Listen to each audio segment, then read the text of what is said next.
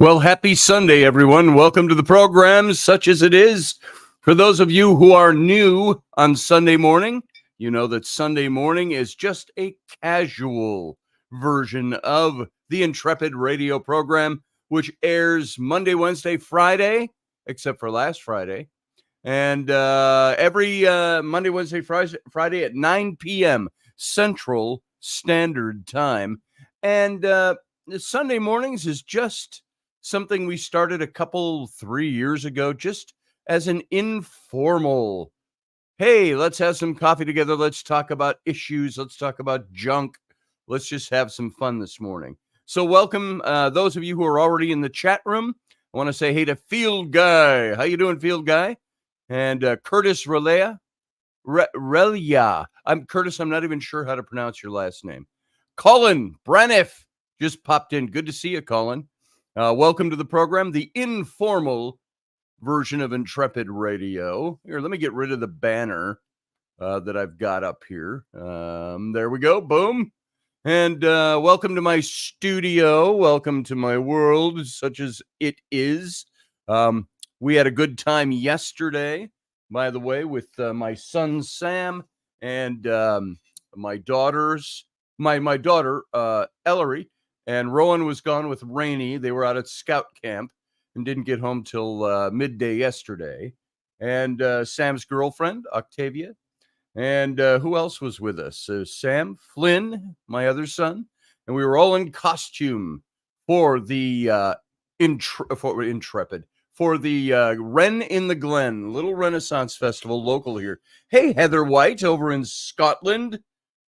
How are you doing? We were all talking wee bets fake Scot yesterday. I didn't wear a kilt, but there were those who were wearing kilts.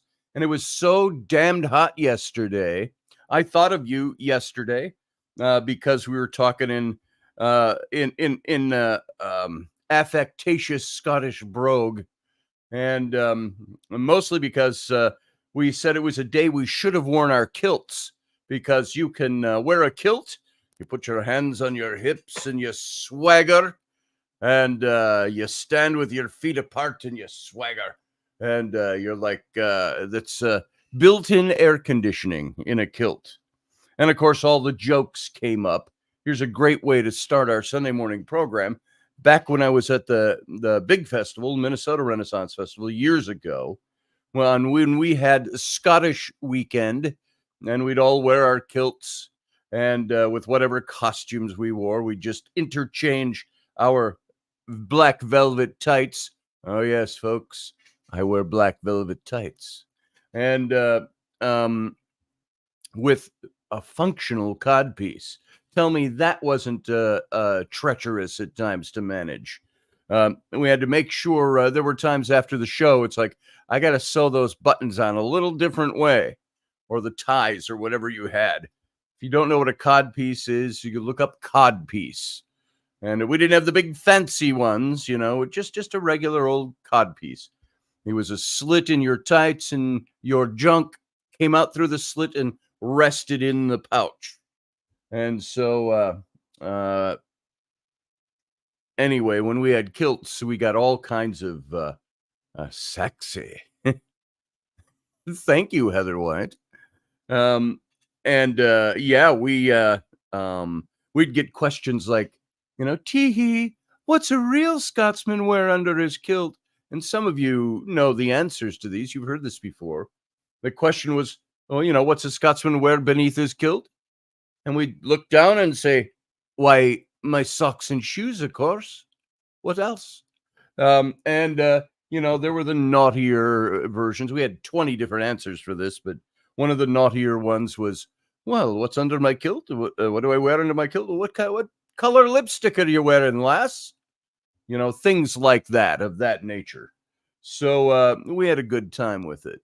And of course, we when we did our red-coated, kilted 42nd Royal Highlanders, French and Indian War era, historical reenacting, we were always what we would call regimental beneath the kilt. That just simply meant, why, nothing, of course. Sometimes, though, it was good that some of us wore underwear. If I didn't feel like going regimental, like when we were reenacting battles, we didn't necessarily want to run around and fall. You've been shot. You fall on the field because the whole audience is watching this. And we had one of our compatriots, as we're running, doing a charge across the field. The French are on the other side, and he takes a bullet. You know, you're going to fall, you're going to fall, you're going to fall. It's prescribed. And he, oh, wait, this one wasn't prescribed. We were running, we were doing a Highland charge, a Hieland charge. And we draw our swords. I had that one back there, my big Scottish basket-hilted broadsword. And we draw our swords and charge. And he led the order, and he goes, charge! And we're all running, and in the first few steps, he hits a divot, trips, face plants into the ground, and his kilt comes up, flips up over his back. And there he's laying bare-arsed in the sunshine. And the announcer, who was doing over the loudspeaker, doing the play-by-play of the battle we're reenacting, he said, well, ladies and gentlemen, it appears we have just lost our G rating. But as we are charged, one of us stopped in the charge, basket hilt in one hand. He leans down and just flips his kilt back over his ass. So but yesterday is where I started with that. It was a hot day. It would have been fantastic to have been in a kilt because it could have been air conditioned. And it was probably, maybe for some of you in the southern states here, this doesn't sound so bad, but it was in the low 90s here, Celsius for all those of you in Glasgow.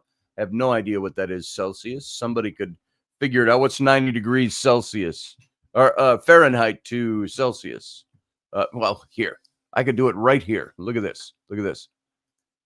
Hey, Siri, what is 90 degrees Fahrenheit in Celsius? 32.22 degrees Celsius yesterday, thereabouts. And the humidity and the dew points were really high. So it was like drenchingly oven-like. Hey, James McMichael, hello to you. Yeah, it's like 35 or 40, something like that, JP. And it got hotter. And so it was a nice setting. It was way out in the country. Wren in the Glen is an appropriate name. It was a glen in the trees and grass, a big, huge oak tree right in the entryway after you go through the main gate. And it was a lot of vendors, and they had little shows going on all around. But it was so damn bloody hot that, yeah, too bloody warm, says Heather White. And that's what it is.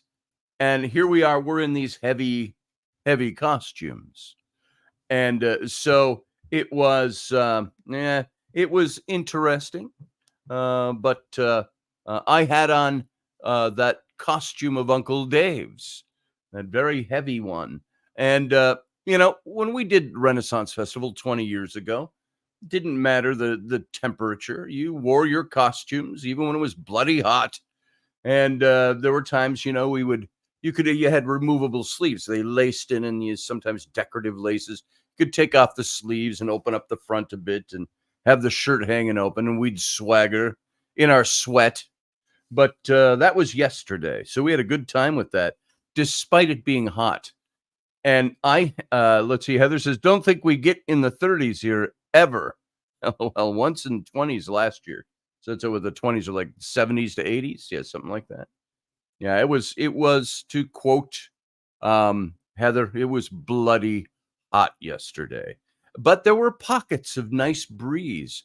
So we found that our meanderings through the fair yesterday with the lot of us were usually from shaded area to shaded area. And we were looking for water. You weren't allowed to bring your own bottles of water in. Now, we could have just put them in a pouch, a bag, and carried them in. We saw people with coolers and wagons, patrons. But that's kind of a basic rule because they want to support their vendors there. I get that, but everybody brought their own water. And we didn't. And so one of the first things we did when we got into the fair yesterday We got there about 10 in the morning, and it was in the high 80s already. And Flynn and I went on a quest to get water for everybody, a bottle of water. And everybody was sitting under the big tree on a rock or two, and everybody's kind of worn out already. We had just walked in the gate. The walk from the car to the gate after getting dressed in costume at the car. I usually put on my tights and my big boots and all of that, and so we walked to the car, and from the car to the fair. And by the time we got in there, we're like, whew, holy crap, this is going to be a hot day. And so Flynn and I went on a quest for water. Where was the only water? It was like 2/3 of the way through the entire fair, all the way in before we found a booth that sold water. So we bought water for everybody. And it was a fun day. It would have been more fun had it not been so hot. We didn't do the kinds of antics we would normally do out there. There were, a few, just talking antics, and it was kind of fun. People didn't know if we were part of the fair or not because we looked good. And usually patrons will come, bless their hearts. They throw together, they cobble together some Renaissance type outfits, and it's usually a guy in a big fluffy white shirt wearing his blue jeans or cut off pants and tennis shoes, and that's what they do, and that's fine. They're in the spirit of it. That's fantastic. So we were patrons. We weren't part of the cast, and we paid to get in, and but we went out in full garb, as they might say. Hey, Diana Atkinson, nice to see you. You should call in and talk to us about some of the ghost hunting experiences, paranormal investigating. I don't know what you prefer to go by, but I know you're an investigator as opposed to just a ghost hunter. There's a difference between some, and so you should come on and tell us some of your latest ventures. In the meantime, I am going to I'll show you a couple of photos from yesterday just because it's fun for me. My show. I think it's fun. If you're interested how we looked yesterday, how we were dressed, some of you are well aware of some of the pictures. If you're on my Facebook or my Instagram, I had this photo of, I'm just resaving it this is my 9-year-old daughter. This is the day before. This is Friday when we were putting together a costume for her. And this is Ellery, my 9-year-old, as she wanted to be a pirate. And she looked at all these old photos of Raini. It's not like old photos. Raini hasn't changed a whole lot in 20 years, but Raini played a character, and she was a courtesan. And I've shown that picture of her many times in the dress. But we found that dress in the box, and we said, this is perfect for you, Ellie. It's going to be big on you because, of course, Raini fills out a dress a lot differently than my 9-year-old would. And she's taller, of course. And so this was the end result of taking that old dress of Raini's. We didn't alter it in any way. We just put it on her, laced it up, and I was rather surprised when we laced it up. It was tight on Ellery, and there were lacings going up. You know how in the old dresses they either laced up the front or they laced up the back, the bodice piece. And I think the front and the back was kind of a basic indicator of status. If you had it on the front, it means you didn't have a servant or a dresser. You had to lace it up yourself. If it was laced up the back, it means you had somebody who did that for you. And I had women that I helped lace up at the festival and unlace. And I would say I became an expert at lacing bodices over the years. But this had it on both sides. So laced up both sides. And we had to get that on her. And by the time we closed up the gap on both sides by lacing them, she was like, oh, that's too tight. But it was a little high up for her on the shoulder. Here, yeah, I'm talking about it. And Let me show you the picture. Ellery Pirate. So she wanted to be a pirate, but she wanted to be classy. Hey, John Eric. Good to see you. Diana, you can this morning, you know. We got 2 hours of show ahead of us. So some of you have seen this picture if you're on my social media. Here is Ellery in Raini's old dress. And we decked her out as a pirate. And she's wearing a sword that she inherited from Uncle Dave. Here we go. There she is. So there's my 9-year-old Ellery. That's the old dress of Raini's. Raini was with a group called the Muses, and they played courtesans. And this was the dress Raini made for herself. And so we found an old shirt of Raini's, and you can see we had to lace it up a little bit above the elbow and puff it out and pull the cuffs up for her. And that baldric is the black piece she's wearing, the belt. That's the shoulder belt with the sword hanger in it. And that sword was Uncle Dave's sword, one of his many swords that we inherited over here. Every one of my kids yesterday had a sword of Uncle Dave's. Sam had a sword of Uncle Dave's and daggers.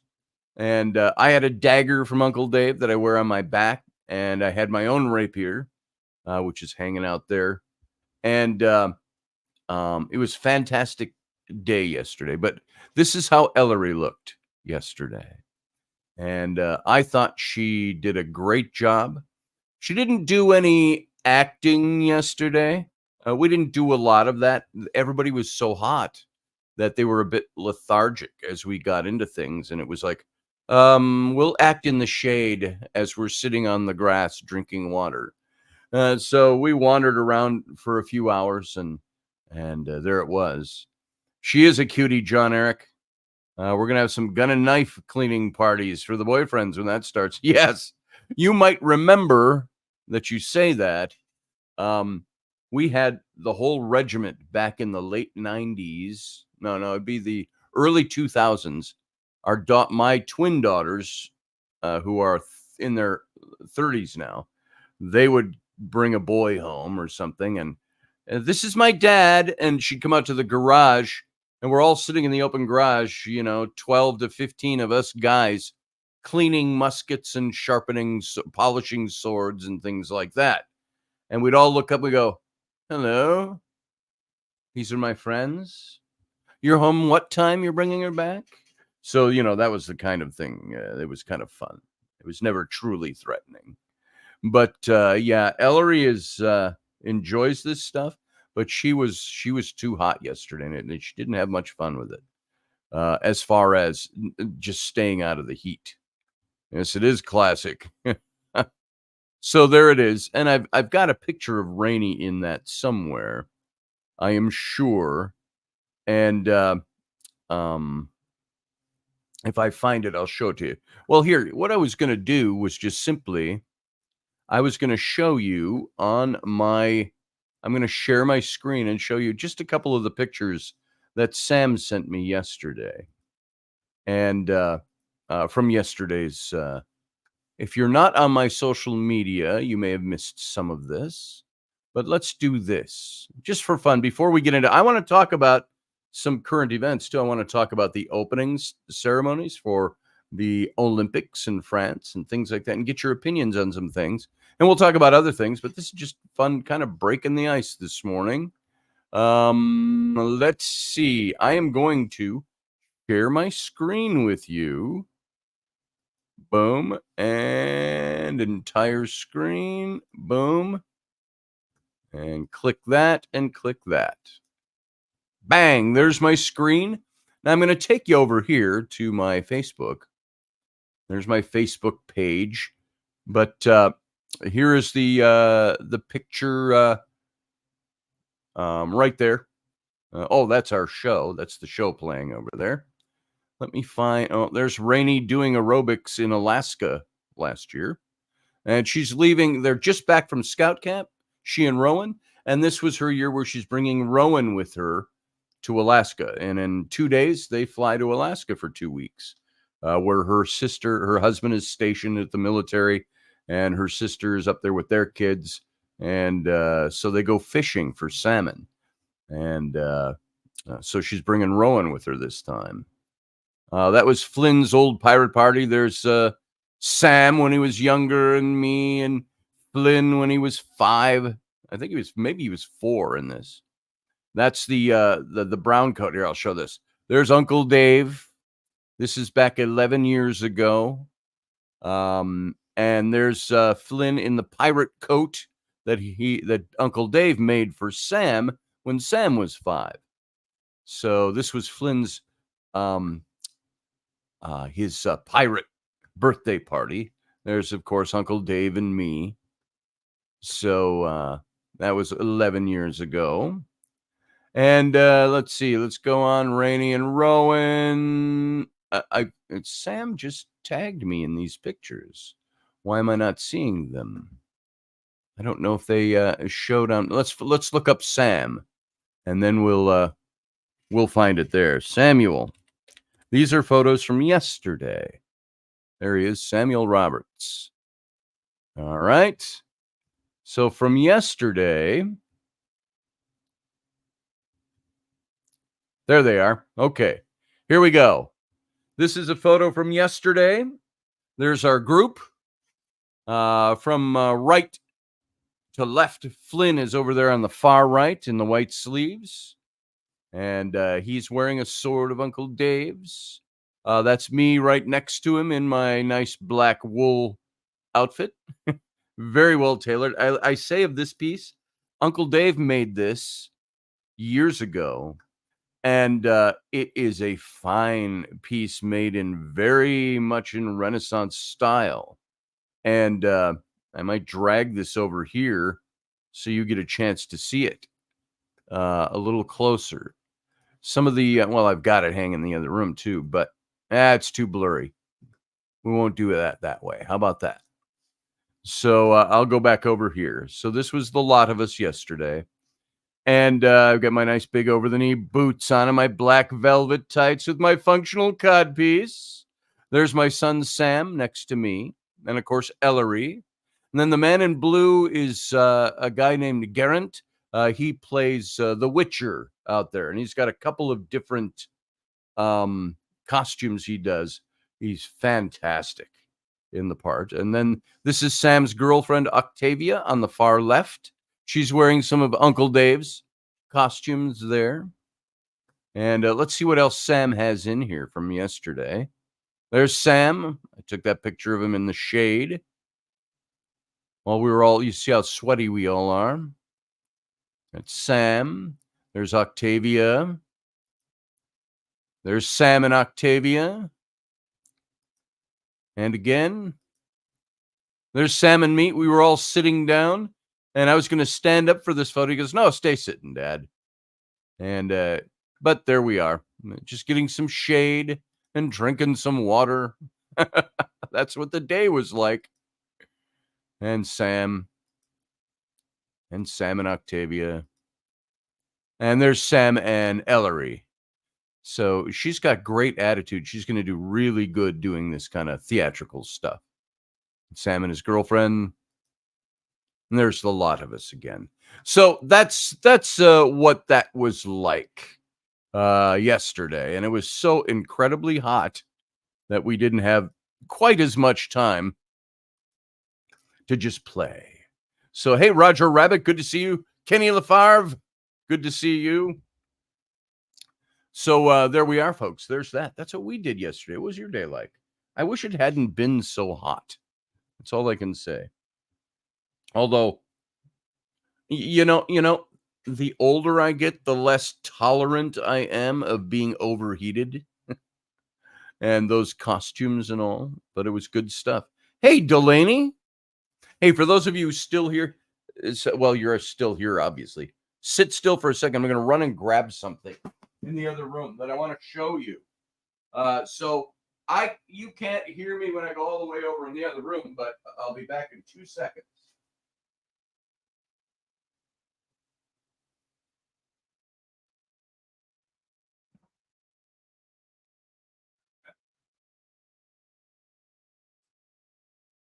Well, more like 10 seconds, but here I come. I'll just to give you an idea of what it was like yesterday with all of this stuff. I'm just going to set that there. This is the doublet I wore yesterday. And this was handmade by Dave many years ago. And probably 20 years ago, he made this, I'd guess. And he wore it a few times. He played the sheriff, the Lord High Sheriff, for a while at the festival.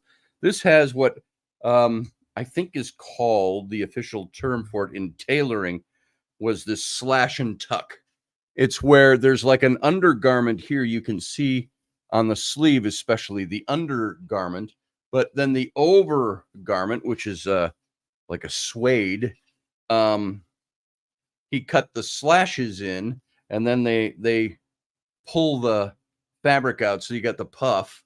And he's also got pearls and things like that are sewn in, gemstones all the way down. Same here.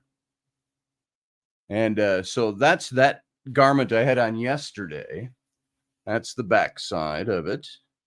But then to show Uncle Dave's skills, this isn't just a costume.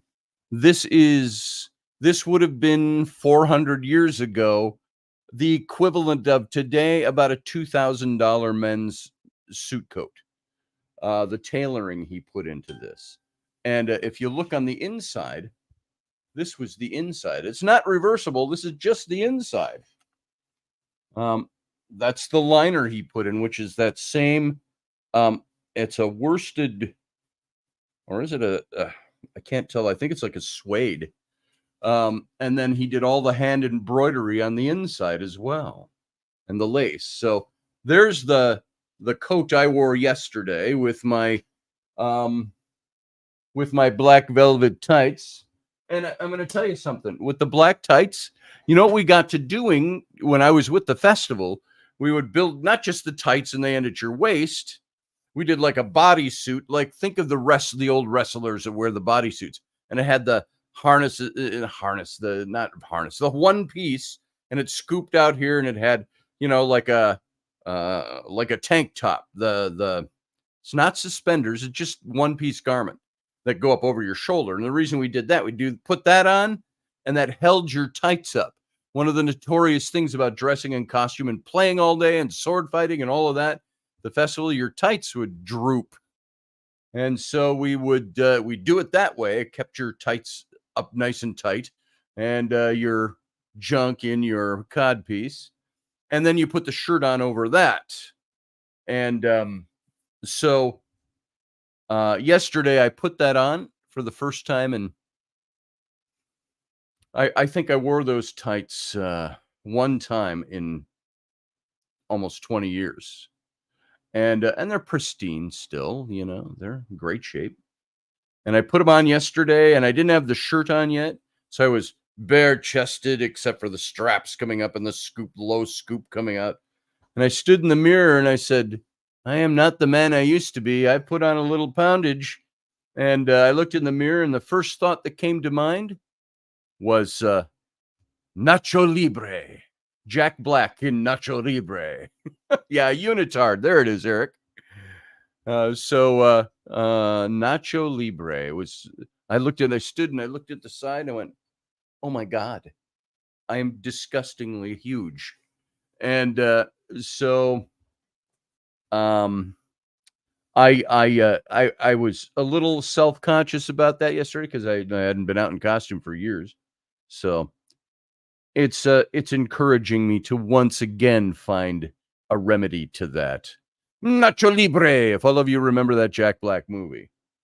Hold on, cheers. I have some iced coffee here. With it's iced coffee, unsweetened, and I put in sugar-free vanilla creamer, and I mix it, and it's very tasty. A nice hot summer's day libation with caffeine.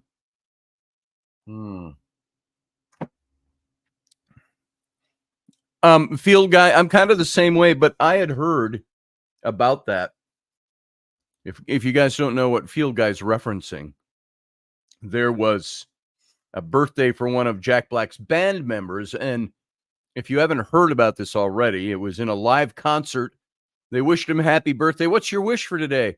And his band member said, I wish the guy who shot, their whole reference was the guy who shot Donald Trump hadn't missed. And so now what I have heard since then, my initial reaction was it said Jack Black had said it. And I looked at that a little, and he didn't say it. I don't know what's happening with the band member, but I know Jack Black canceled the rest of his concert tour as a result of that. It wasn't canceled on him. He canceled it. And I don't think Jack Black, I wouldn't call him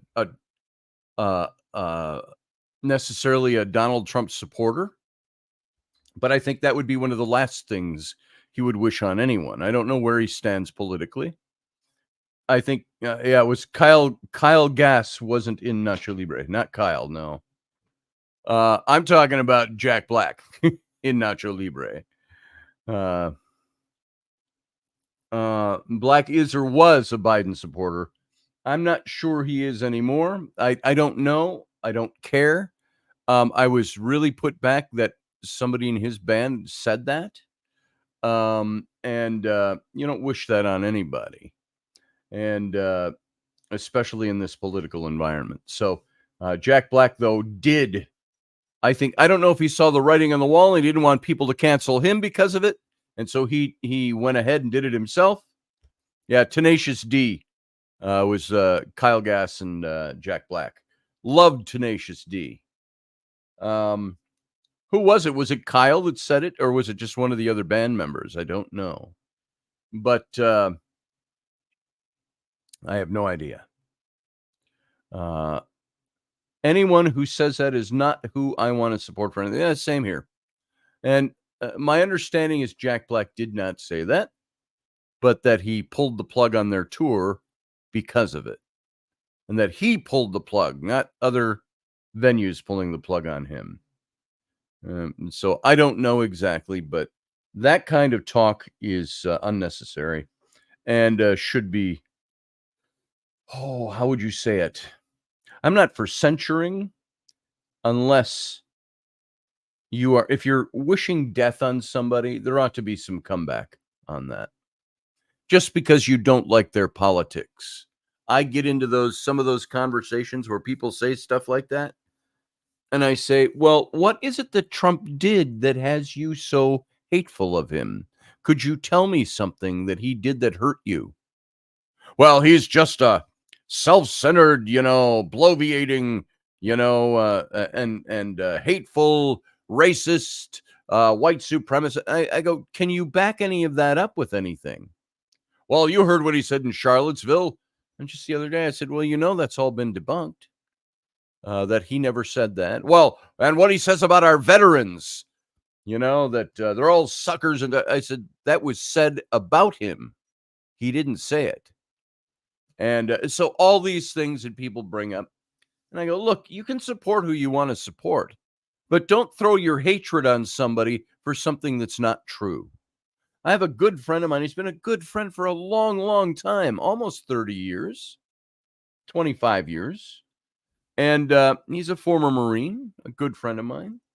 And he's constantly putting up these negative memes about Donald Trump. And I don't challenge him on every one, but there are things that are worth challenging. And I go, well, why would you post that? Have you looked into that? And here's my attack. Some people say to me, well, this is the place where I vent. And I go, no, you put this up publicly on your public. And for all your friends, and I see 20 of your friends on there, 50 of your friends giving you positive accolades for what you posted. But one person comes along and says something that disagrees with you, and suddenly I am a troll. I said, do you put these up just for people to affirm your point of view? And vent on a platform where no one cares. Yeah, that's pretty much it. Show me on this doll where the bad orange man touched you. Yeah. Speaking of orange man, did you see Biden in his, what was his address? Less than 10 minutes the other day? When they were announcing for Kamala Harris. And they had him so made up that he looked orange. And I wanted to put up his picture sitting at his desk from that speech and put orange man bad. So tempted to, but I didn't. So I don't know. It was like, remember Al Gore when he was running and they had him made up? They changed his style. They had him made up and his hair combed to look more like Ronald Reagan. This was it the 2000 election? And and everybody was commenting on that. Why did they make him up to look like Ronald Reagan? Because they wanted to evoke that imagery. Why did they make up Joe Biden? Or maybe they didn't notice it till the last minute, but it was pre-recorded. It wasn't a live bit. It was billed as being live. But remember, they saw a close-up of his wristwatch. His wristwatch was either broken or it was several hours off from the time it was broadcast. So, anyway, that's all a side topic. You all know where I stand. So, I don't even remember how I rabbit trailed onto that. So, I was talking Renaissance Fair and Heat and Uncle Dave. And let's get back to that. This is, I've got a couple of swords up here of Uncle Dave's that I got. I got that court sword up there. I've got that, it's a late 1800s saber. I've got the two on the left here. Well, no, only one on the left. The one right here, the Viking sword, was the one I got from Uncle Dave. And here is the sword I wore yesterday. So this is the belt that I wear around that costume. And so this is my sword that I've had for years. That's the one I wore at the Minnesota Renaissance Festival. And the big Tudor rose, that's my sword hanger. That would hang on my belt down like this. And the sword would be, you can see. So it would hang on my belt like that, the sword hanger.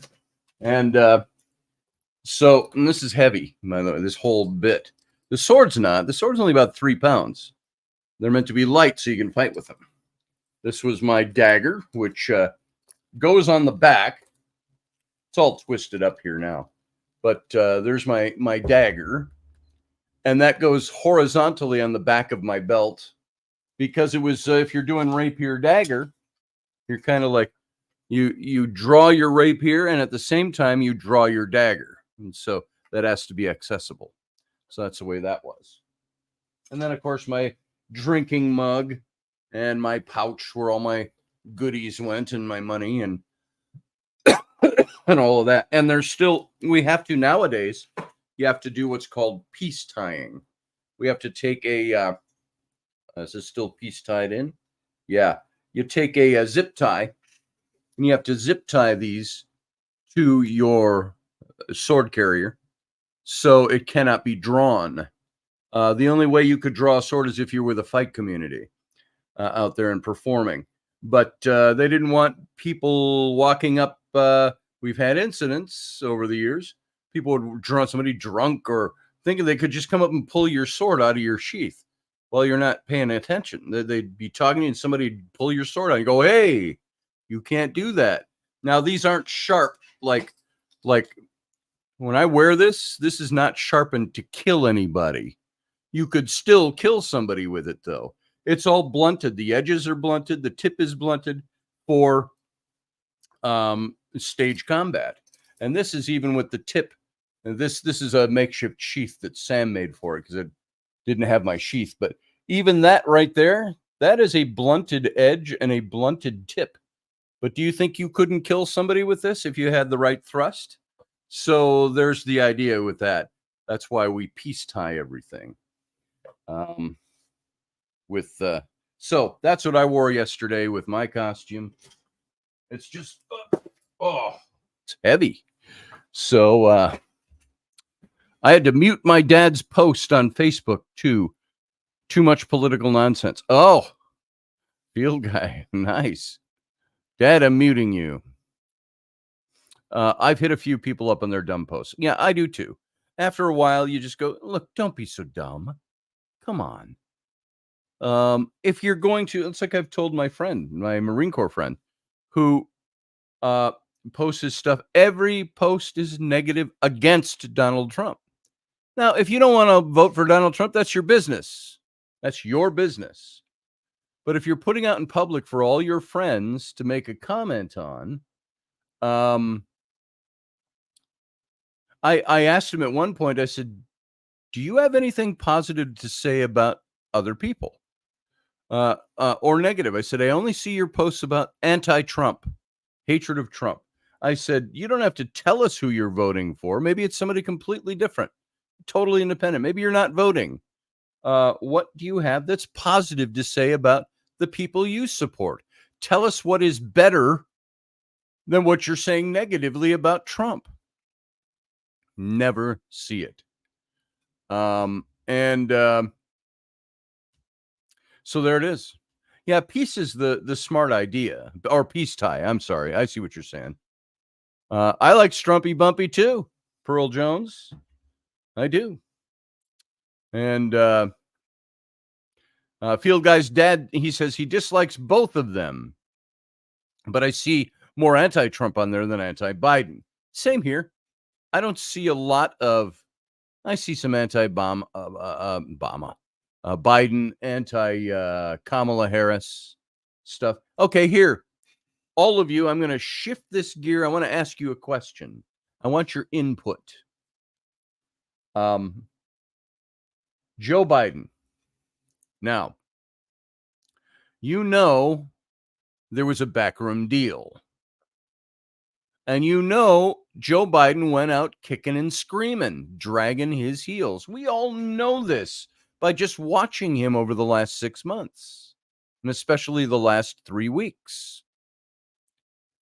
He wasn't going anywhere. I don't think anybody convinced Joe Biden, Joe, come on, brother, you're not healthy enough. You're not going to make it. You won't even make your next term. Well, even if he just wanted to prove that he could get elected again in his own mind, and they're all telling him, look, you're not going to win.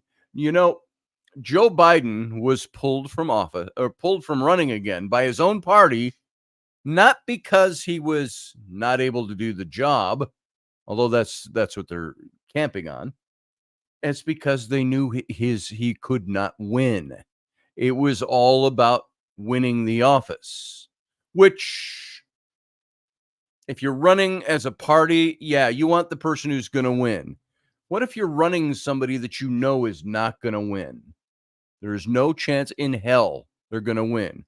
What are you going to do?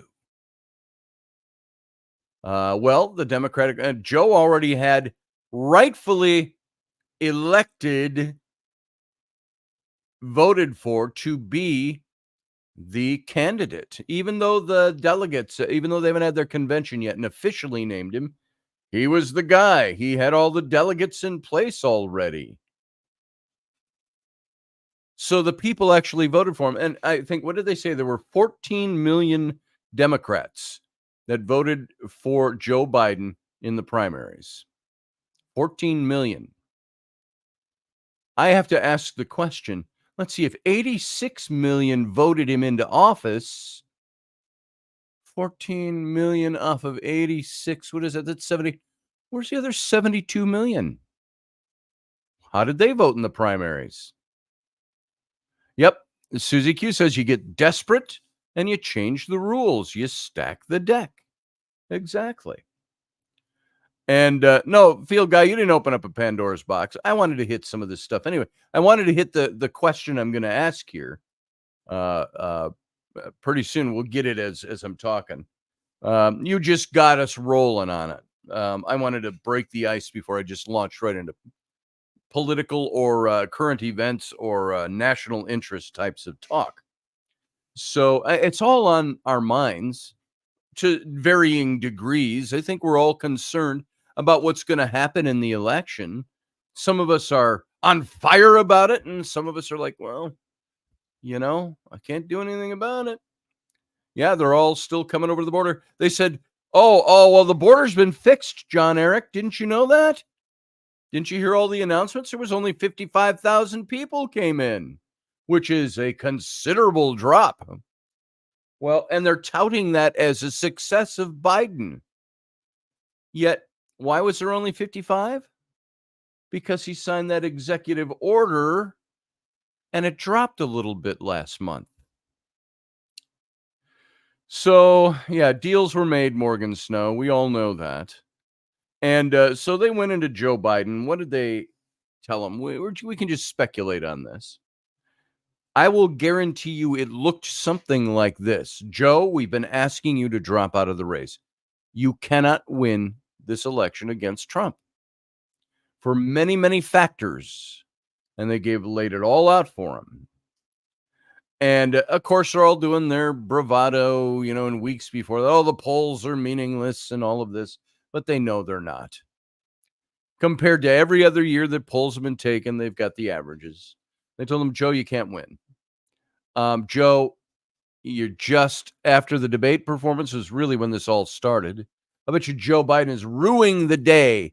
He thumbed his nose at Trump and challenged him and mocked him about doing anytime, anywhere. He says to Trump. Trump says, you're on.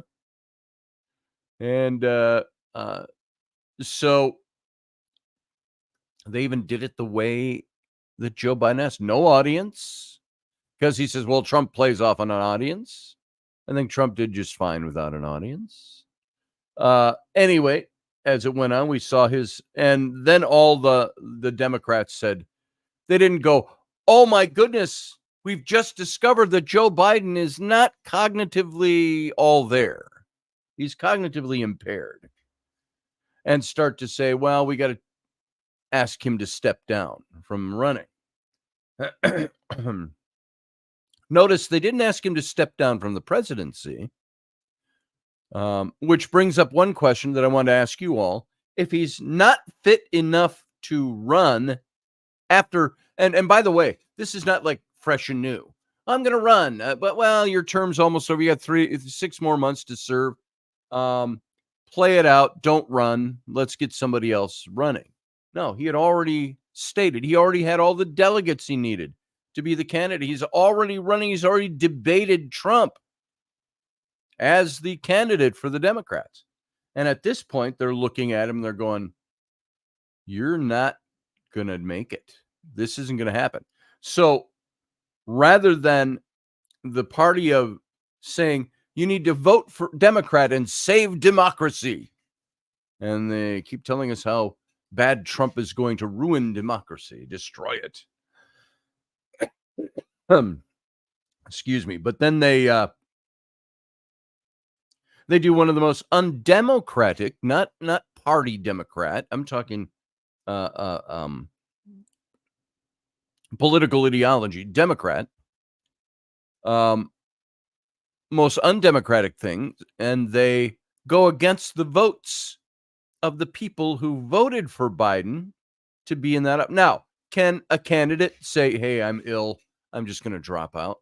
Sure they can do that. I'm going to pass my delegates to whoever, or they have to take a new vote. It'll come at the primary or the convention or whatever. Sure, a candidate can drop out of the race anytime they want. But you have to look at all that's going on around it. Biden did not drop out of the race. Biden was forced out of the race by his own party, who said you can't win. And this maybe speaks to a bit of how much they shielded Joe Biden and covered for him over the last 3.5 years. Is that he probably thought he was going to win. But I'm sure they fed him what they wanted him to know. And he was not cognitively present enough to figure it out. So I'll bet you the conversation went something like this. All these Democratic leaders are going in to talk to Joe. All these celebrities that had endorsed him just a few weeks earlier are now withdrawing their endorsement. They go in Pelosi, Schumer, Jeffries, and some others. They all went in to have that big conference with him. And I will bet you it looked something like this. You're not going to win. Here's the dirty of it, Joe. We love you, blah, blah, blah. But here's the hardcore. You're not going to win. And we know you're not going to win. And we need to win to, and I'm sure they colored it as, to preserve your legacy. We've got to put somebody in who will preserve your legacy. And you know what, Joe? It's going to come down to this.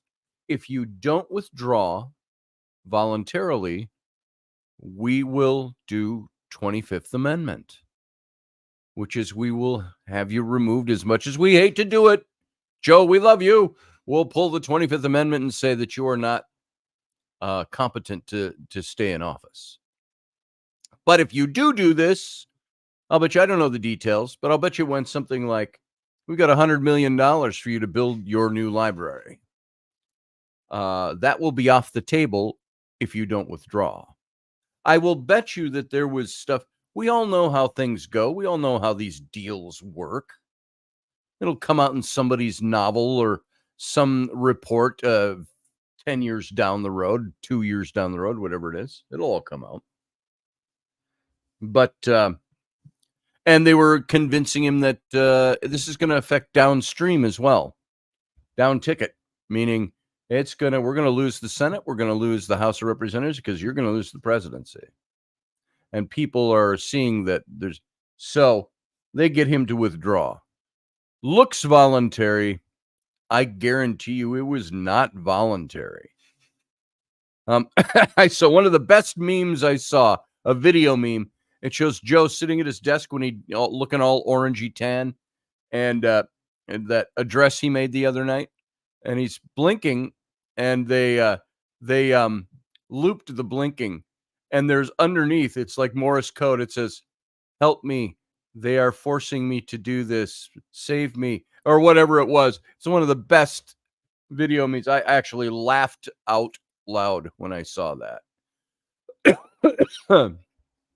John Eric says, problem with a candidate dropping out is all the money he got donated can take months to turn over to a new candidate. It's a long, extended process to transfer the funds to the new candidate. All that can legally be transferred immediately is $2,000 total. I don't know enough about that, John, to be able to comment well on that. But they're now saying Kamala Harris right now has a $100 million war chest that she can draw right into. RFK might be a huge factor. I thought I just saw, and I have not fact-checked this yet, but I thought I saw a news report that said RFK is considering withdrawing from the race and endorsing Donald Trump. What would that do to RFK's followers?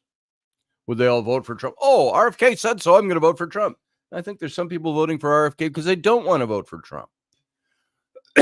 But I think if it comes down to something we thought could never be possible, Kamala Harris becoming the president of the United States in anything other than a 25th Amendment where the president's taken out of office. Here's my opinion. I think Joe Biden is, if he can't run for office, why do they think he has the ability to serve? And if he has the ability to serve, why doesn't he have the ability to run for office? Because they know if he runs for office, he's going to lose. This is about winning and losing. This is not about Joe Biden. So, Kamala Harris, could she win? Look at the machinery that's already put in place about her. Remember, the Democrats did not even like her. Remember, in the last primary before the 2020 election, she didn't even get 1% of the vote of her own party, and she withdrew. So now they say because she's been 4 years the vice president, there's been a lot of very detailed news stuff that's come out about her and how she stands on issues. You look at the left right now, they are pulling out the stops to recreate Kamala Harris. And what has already come out of the stops in all of this? If you don't vote Kamala Harris, you're misogynistic, woman hating, or you're racist because she's a woman of color. I've had people already tell me that. I'm a misogynistic racist. And my answer to that is, that's just bullshit. Sorry. No. Not a misogynistic bone in my body. It's and I bring up when it's pertinent. I bring up, I would have voted for Tulsi Gabbard. She's a woman. She's just not a woman that has your political ideology. That's why she withdrew from the Democratic Party. So, yeah, there you go, field guy. She might have been a U.S. citizen, though. I don't know enough about that. Randall says most sensible people don't want communism, which is where this is headed with the Democratic Party. Yeah, it is. Maybe not by name. It's neo-communism, you could call it. So, this is, I think, what came down with Joe Biden. What are your thoughts? Do you think he willingly withdrew? Or did he have a bit of a threat saying, look, Joe, we love you, but politically we're going to have to make this maneuver. We would have to pull the 25th Amendment out. We'd have to remove you if you don't withdraw yourself. And then now, my take on that was, I said, hey, 25th Amendment him. Pull him out. Put Kamala in now as president. Let her serve the rest of Joe Biden's term as the president of the United States because Joe Biden's been taken out. Here's my opinion on this. You put her in, and this is also my opinion why I think they aren't going to do this. They aren't going to do this because she's going to get into the presidency and people are going to see that is not what we want. I see people talking about her being, this is going to be glorious. It's going to be the first woman president of color. And I'm like, is that why you're voting for her? Somebody else said, I would vote for her, not for those reasons, but because she's not Trump. And I said, is that your only reason for voting for her? I said, can you please detail for me what is her position on foreign policy? What is her position on the border? No matter what they're saying now to paint her in the light they want her to appear, using this 55,000 number, what is her position on the border? What's she going to do for the economy? If you vote for her based on her social issues, abortion, which I don't vote for anybody on the basis of abortion. It might be a factor, but it's not the issue for me. Well, you're not a woman. Well, yeah, obviously, but I do have a moral compass. I believe certain things, certain ways because of my morals. I got to tell you something. If my wife was raped or one of my daughters raped and they were impregnated, I would be pro-abortion. I'm sorry. No ifs, ands, or buts. For all of you anti-abortionists out there, pro-life people, that is a case where I would clearly cross that line. If my 12-year-old daughter was raped and impregnated, which she could be, she's going through puberty, that would not be something I would burden her with the rest of her life. I am not that fucking cruel to my children. I don't care what, well, there's a beautiful baby and all of that. No, there's not yet. And some of you are not going to like me for that stance, but that's where I am. I believe abortion should be, what did Joe Biden say 25 years ago? Safe and rare was where he stood on it 25 years ago. Video, you can watch it.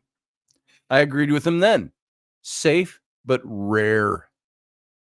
And rare is subdefined. If my wife got pregnant again right now, by even me, well, even, because I was talking about rape a second ago. If I impregnated my wife right now again, it would kill her.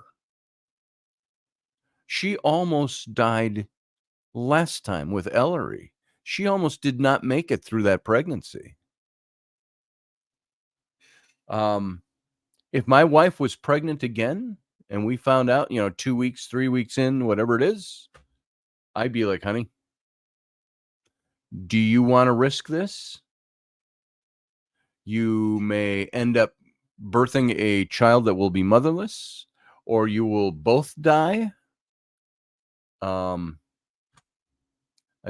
I would not be for it.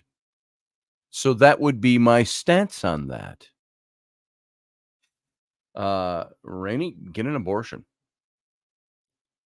And it's not like doling out the quick, oh, were you frivolous and you are pregnant? No, I knew somebody I actually kind of dated for a while, long before Rainy, who had 4 abortions on her record already. And she used it as a form of birth control. And I was like, and that, of course, turned me off of that person when I found that information. I'm like, this is fun and we have a good time. We get along great and all of that, but I can't do this. Susie Q, you said setup. I'm not sure what you referred to.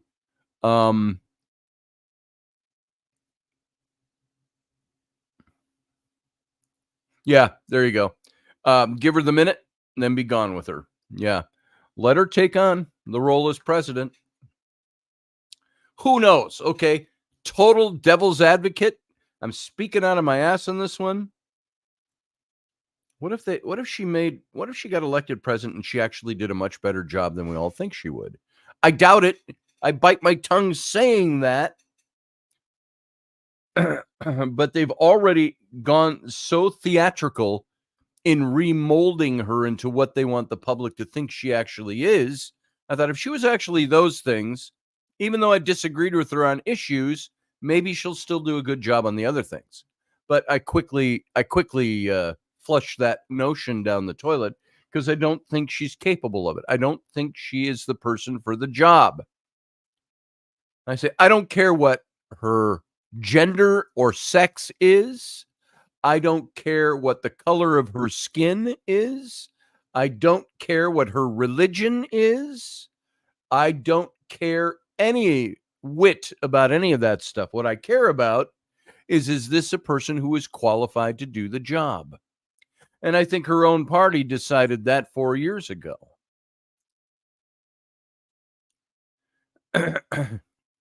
Yeah, Barry will run things, won't he? So, Barack. So, I don't know. What's your thoughts, guys? Call in. If you want to talk about it a bit, if you want to get more detailed than I've gotten, you want to discuss this in a little more detail, the floor is yours. Here, I'll even paste the link like I normally do. So here's the link in the chat room. Boom. Enter. There you go. I'm going to do this for all you listeners over there on Instagram. Here is the call in.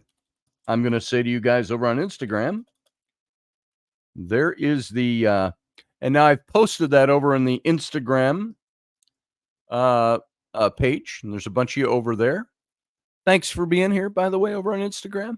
I don't check it as much as I should. It's still new to me. It's still more novel that we're doing this. You can comment. You can type comments in there, but if you want to come over and join the chat room over here, what's an error? I got an error posting the link. What?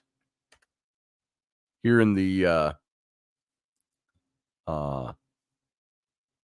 StreamYard YouTube. So there it is. I think it's stuck that time. So call in. Hmm. Share your mind. So if you don't call in on this, I'm going to start talking about my family again and the Renaissance Festival. Hey, Alyssa, good to see you. Old friend of mine, friend of my mom's before she was a friend of mine. As you all know, because I've said it before, my mom ran karaoke shows for almost 40 years now, believe it or not. And Alyssa was somebody that she met through her shows. And so I know Alyssa through that. And then she lived at my mom's for a while in the apartment downstairs. So good to see you. Glad you're in here. So who's got any thoughts on this? If not, I'll just continue on. What did you think of the opening ceremonies for the Olympics? I will say, why, thank you, Alyssa. I'm sure there are hosts that would disagree with you. So, my mom is cool, Diana. My mom's always been cool. Now, she moved to Yuma, Arizona, pulled up all her stakes because her best friend since I was a child, I mean, I'm talking a little child, they lived kitty corner off our backyard in North Minneapolis. And they became fast friends, and we all moved out to the suburbs later on. And they were friends all through those years. And she moved down to Yuma. I'm not sure why.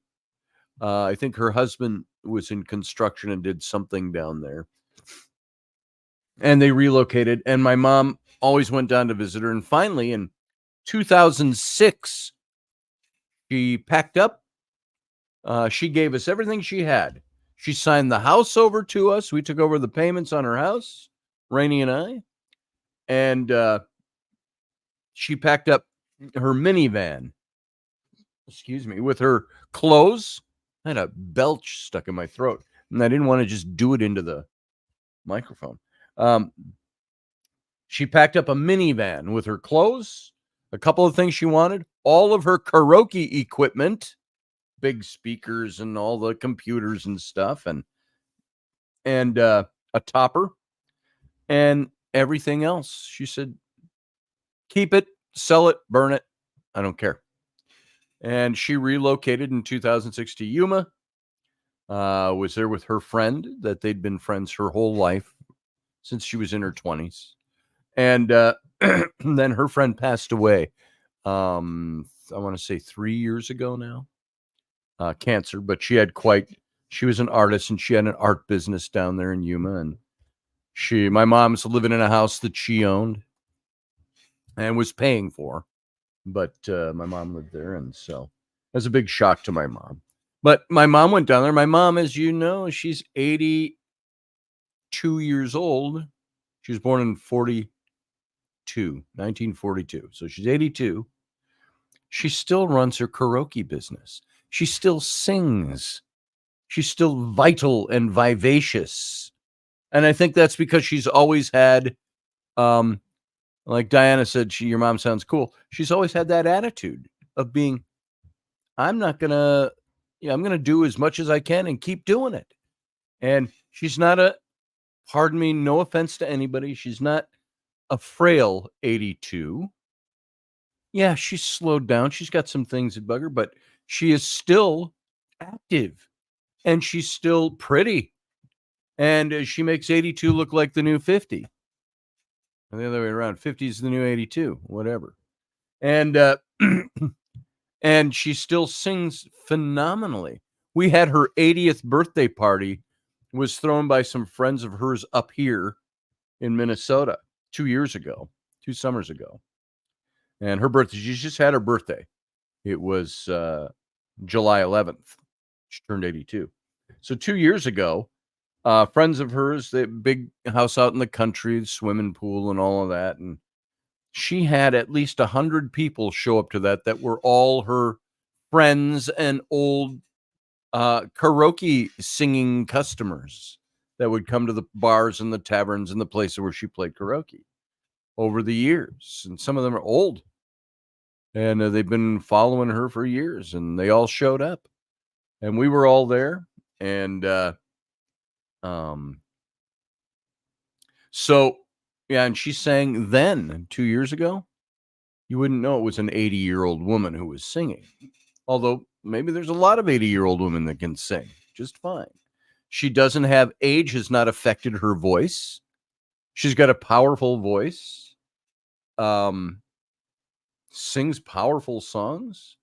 And so I cannot speak more highly of my mom in that respect. And she's definitely all of 82 years old, but she's not a cognitively impaired 82 years old. She's not physically impaired, although she's 82. So she's slowed down a bit. I mean, it's just the way it is. So she's pretty amazing. And she's thinking very recently about abandoning Yuma and moving back up here. I said, Mom, do you really want the winters up here? She said, yeah, but she said, what's going to happen when I start getting so old, I might not be able to do things for myself. She said, I don't want to be down here. And and so my sister, my little sister, and her husband, who married, and my little sister, believe it or not, is pushing 60 now. She was always the baby sister. So she's in her late 50s. She's 5 years younger than me. So she's 58. And hello.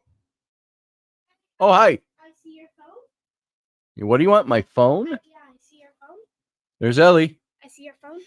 You can see it. What do you need for? Bye. She's got her own. It's lost. Oh, it's lost again? That's like the fourth time this week. Eric says, I just turned 62 and sound like Rice Krispies when I get. Me too, Eric. You want to think that I was as vivacious and energetic at the Renaissance Festival as I was 20 years ago? I hate to report, but my physical activity was well diminished yesterday compared to 25 years ago, 20 years ago. Yeah, it was a little slower yesterday. You know, my hips hurt. That's it for me. I've got one artificial one, and they told me the other one had to be done too, but that was 6 years ago. And it hasn't given me any problems.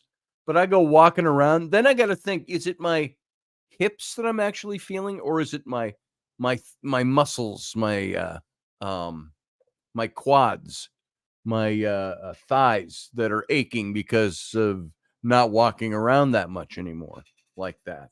So yeah, right, Alyssa, girls and phones.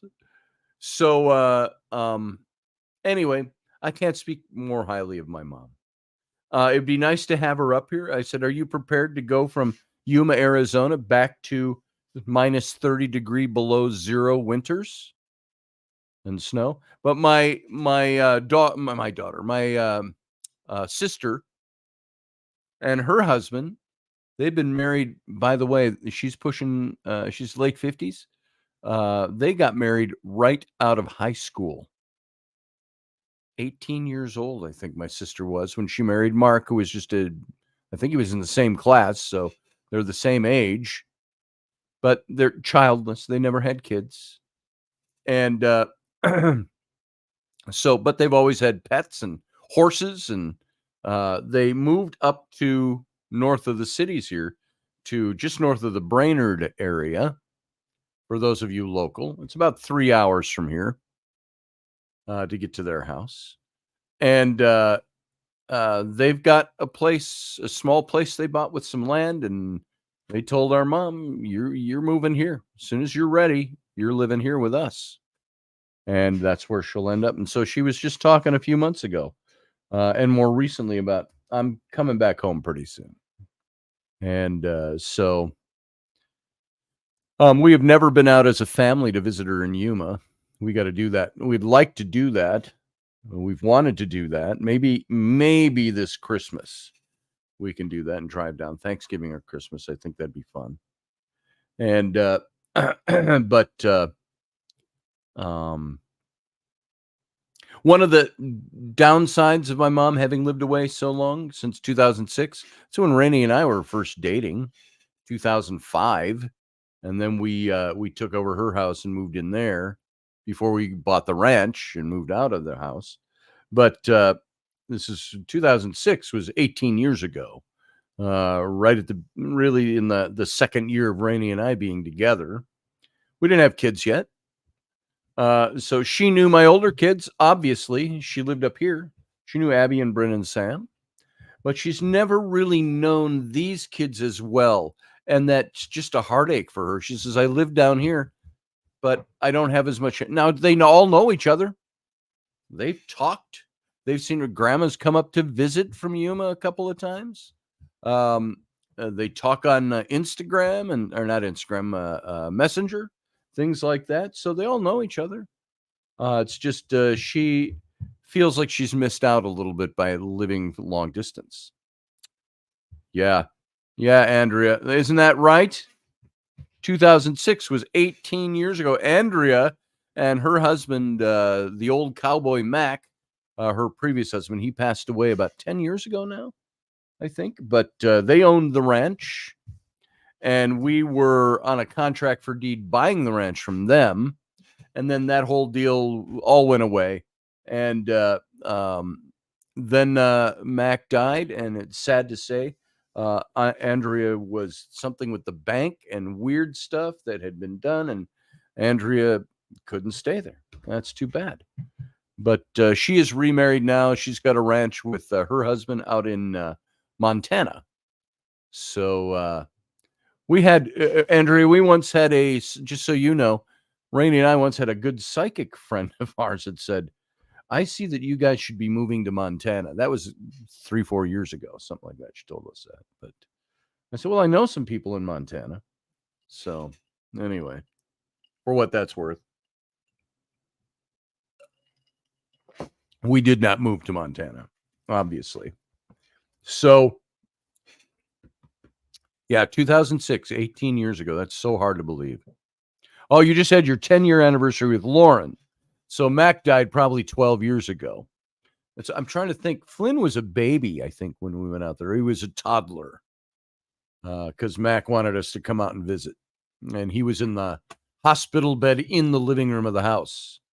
So, yeah, it had to be. Flynn's 14. So Flynn was either a year to 2 years old.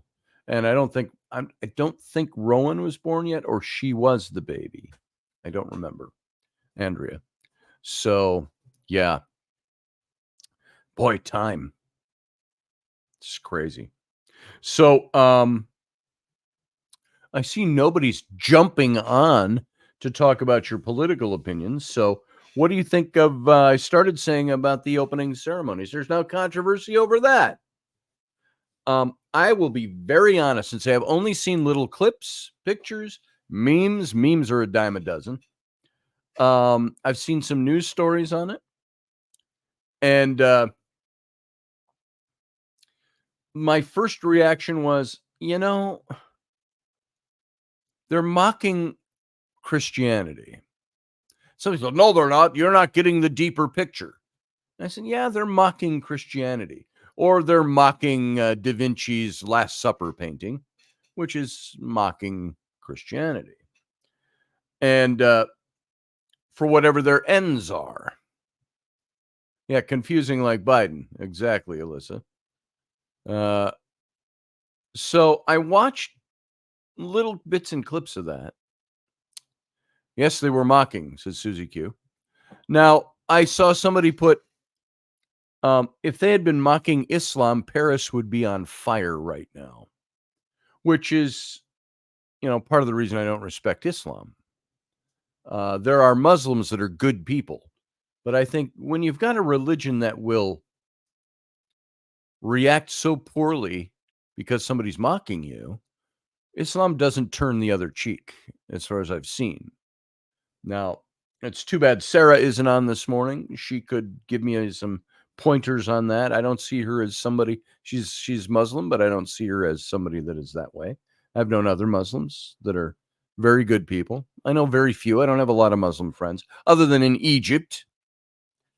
But I don't think I know any of my archaeologist friends that are Muslims that would commit violence against anybody because they mock their religion.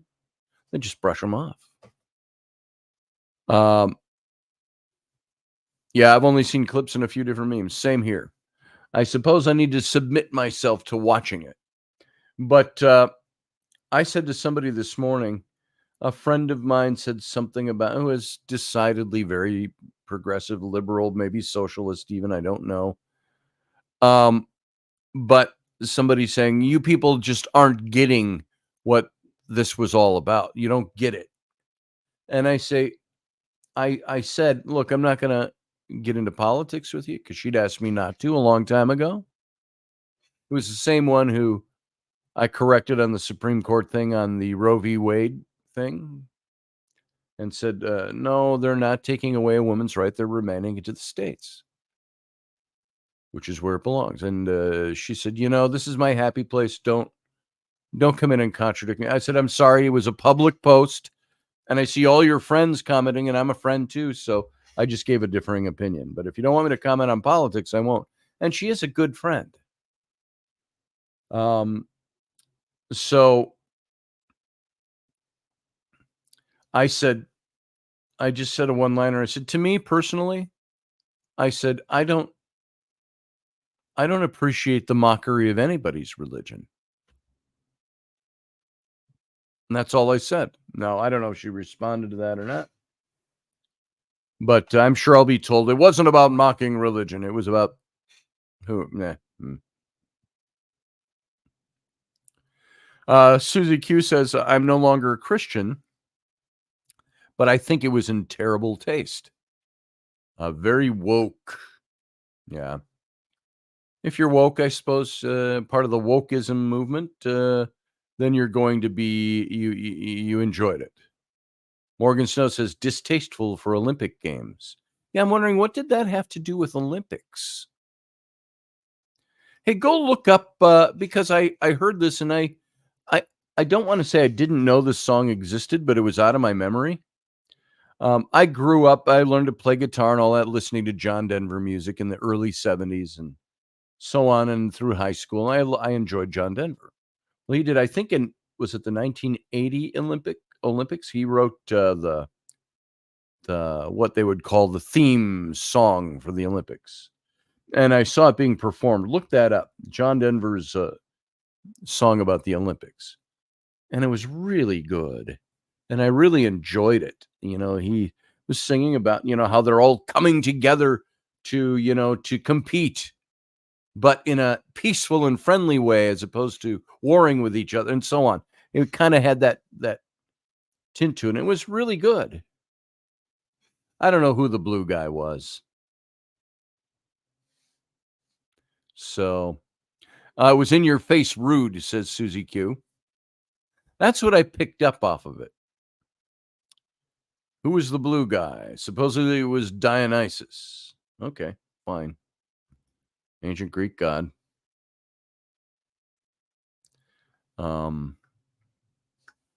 If I were to just to give you all a link, let's see. I'm going to type in a John Denver's Olympics, because I thought it was a good song. No. Wow, is my typing off? Holy crap. I don't have my glasses on. I got to put on my glasses to see my keys better, because I'm that kind of typer. And my big light's reflecting off my keys at the same time.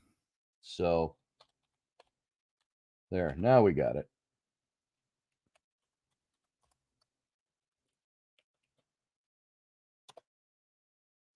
Oh. The Gold and Beyond is the name of the song. I'm just going to, I'm curious to see if I'm going to be able to find it. I would forego my monetization just to play this, but I doubt I'll be able to grab it. Let's see. If I hit hang on. Copy the URL. We'll see if it lets me download it in my program here. They've got it all fixed now, so you can't download. You can't even download your own videos. I can't download my own stuff from YouTube. See if it lets me do it.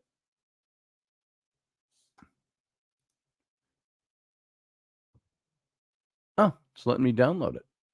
How about that? Is it the whole clip? Well, it's long. It's 16 minutes long, so he must have made comments in it as well. But I'm going to download this, and I'll play some portions of this for you. And I think his lyrics were good. And 102 megabytes. Holy crap. Well, I suppose it's not so out of line for his song. That's downloading in the background. I think it'd be fun to listen to some of it. Let's see. Yeah, Susie Q, you're right. There's no mistake about the symbolism. I saw the symbolism without even knowing what it was all about and wondering why are they doing a Last Supper type of look with a big fat blue guy in the middle? I didn't quite catch it at first, and I had to look at it. Let's see.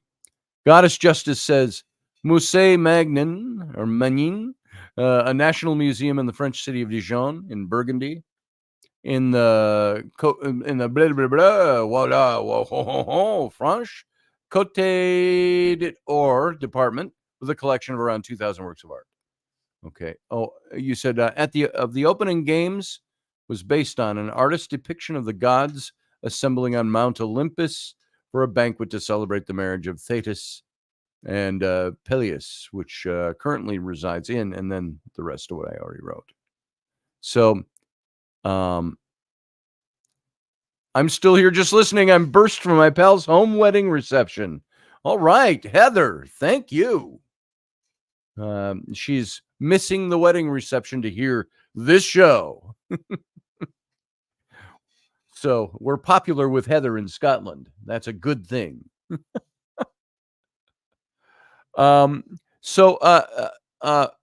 Mir, I hear what you're saying, Goddess Justice.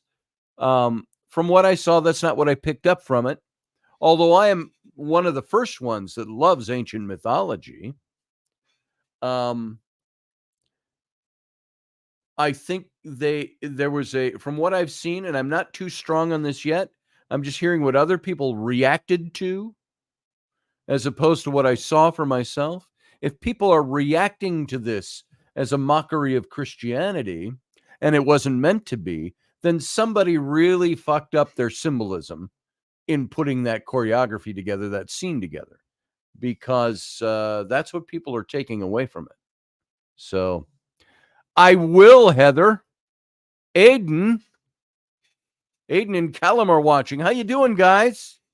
Good to see you. Are you treating your mom well?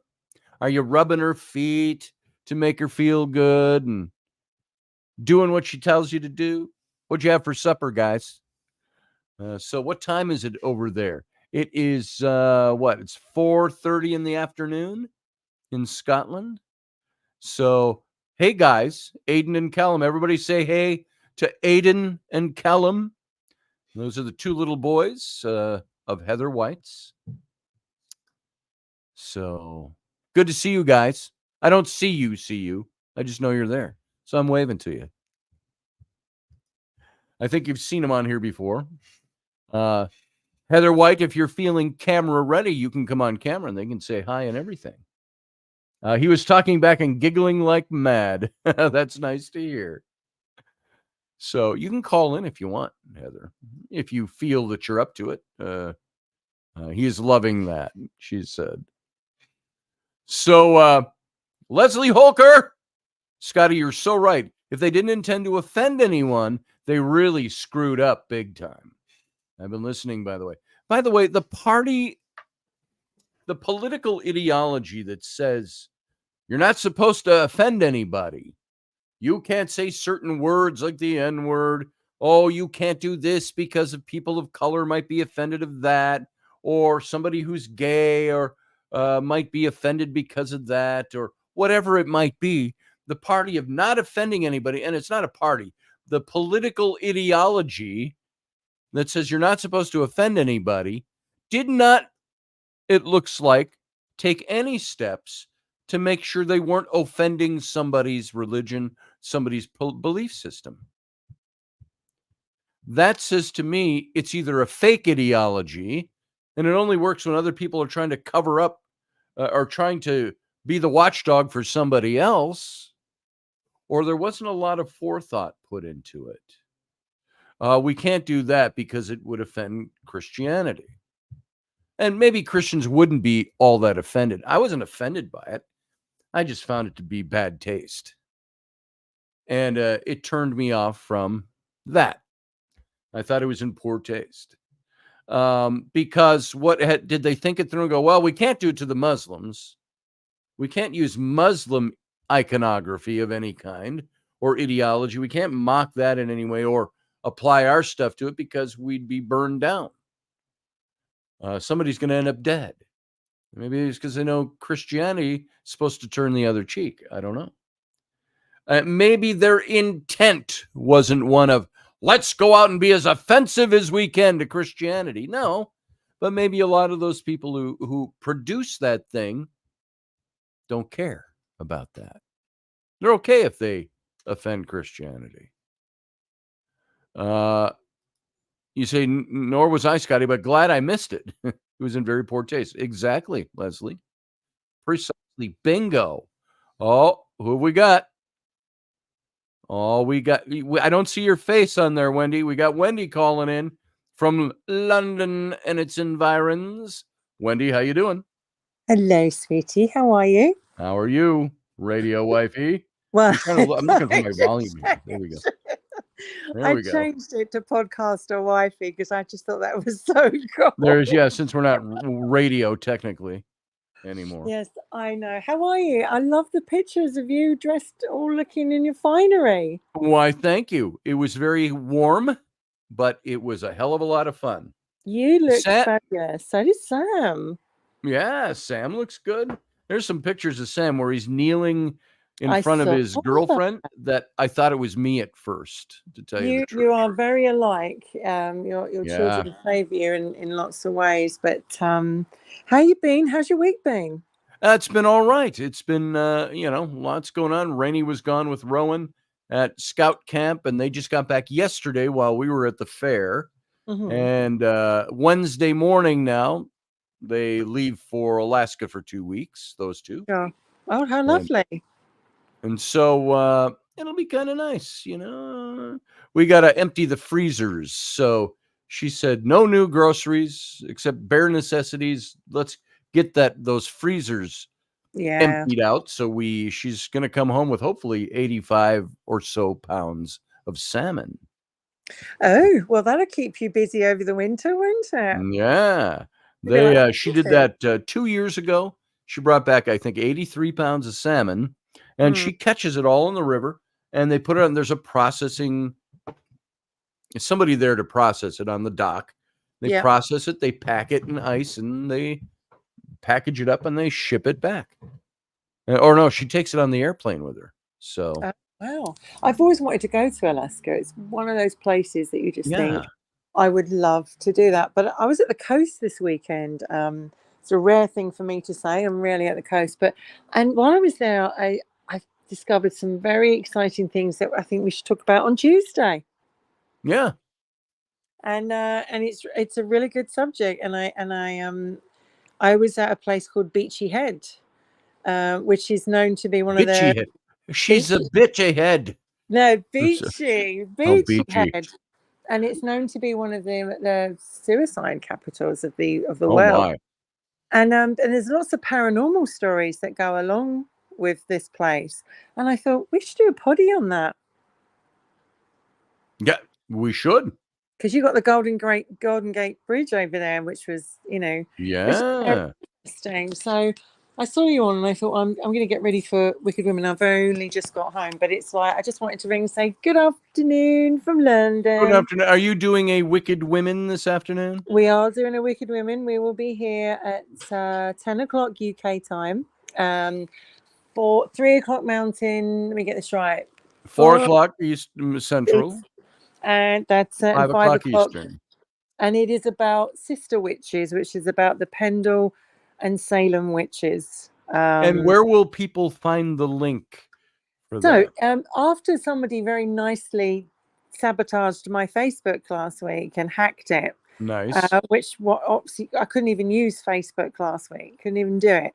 So, I've just put the post up again, and they can find us at Wicked Women 888 on YouTube.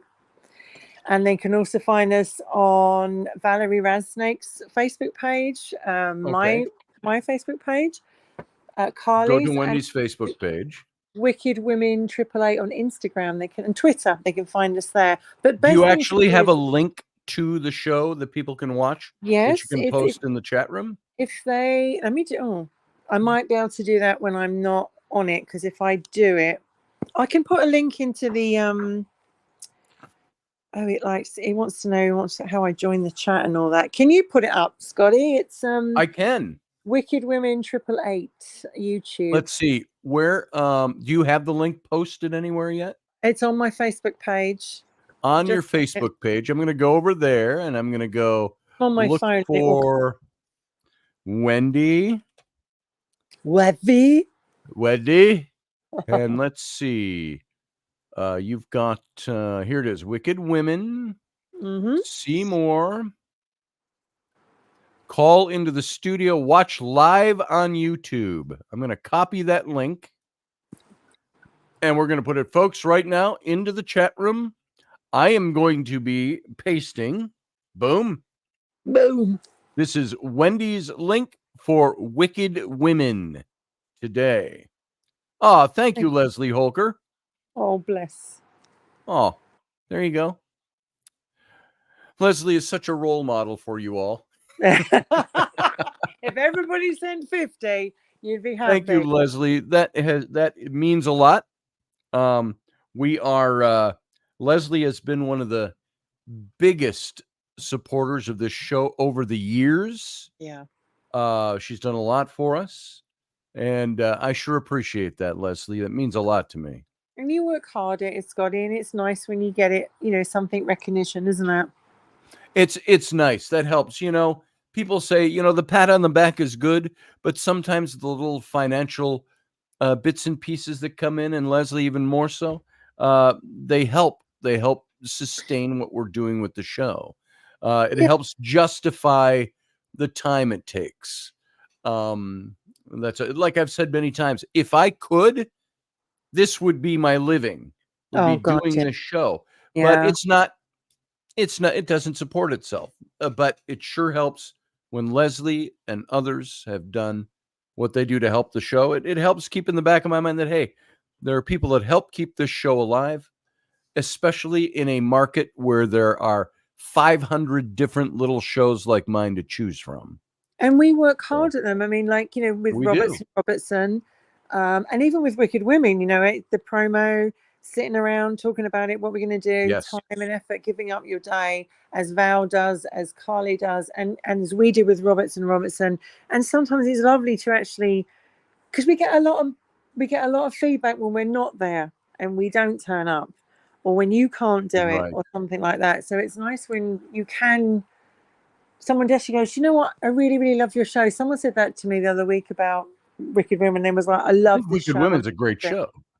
And I'm like, thank you. We're still in our infancy, but we're not established just quite like you are, Scotty, just yet. But Scott Allen, thank you.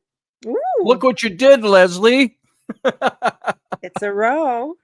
It's a roll. Thank you, Scott Allen. I appreciate it. This wasn't a fundraiser. I'm not like public television. And if you donate now, before in the next 15 minutes, we'll send you this 4 CD set of Vivaldi's 4 Seasons, or something like that. Oh my God! I don't have any gifts to give. I'm sorry.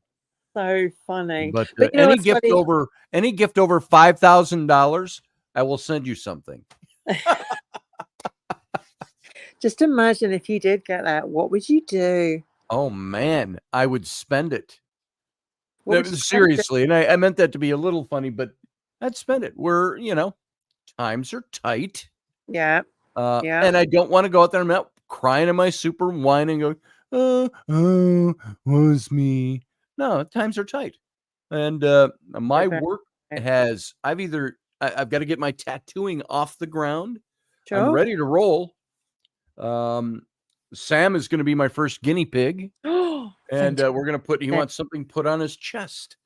He wants me to do, it's more text, and I'm going to do something very fancy. I'm not just going to just put text on there. I want to do something. He wants me to take that line from the animated movie Treasure Planet, which was the animated version of science fiction-y version of Treasure Island. I remember that comment. Where and it was such a moving line for me and for him.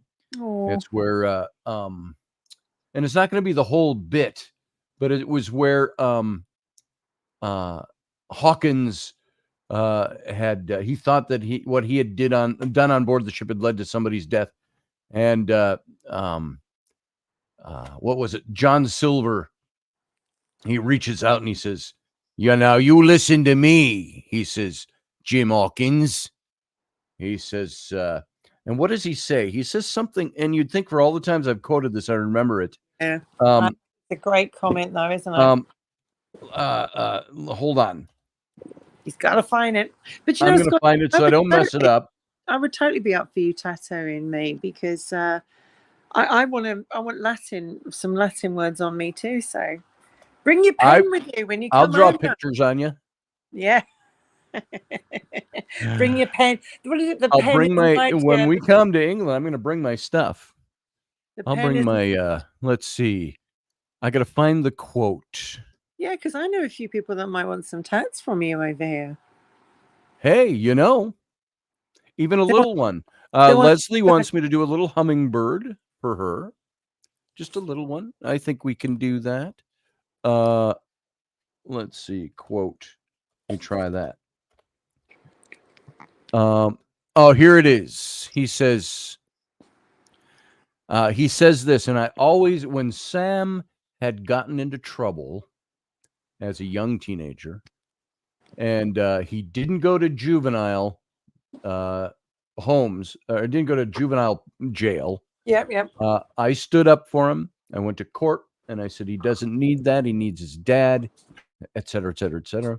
And I told Sam, we were watching this movie, and we watched it once, and when he was feeling pretty down, and he was in a boys' home for a while, and it wasn't jail, but it was a boys' home, and I sent him this, and I said, and what did Silver say to Hawkins? He says, "Now you listen to me, James Hawkins." He says, "You got the makings of greatness in you, but you got to take the helm and chart your own course.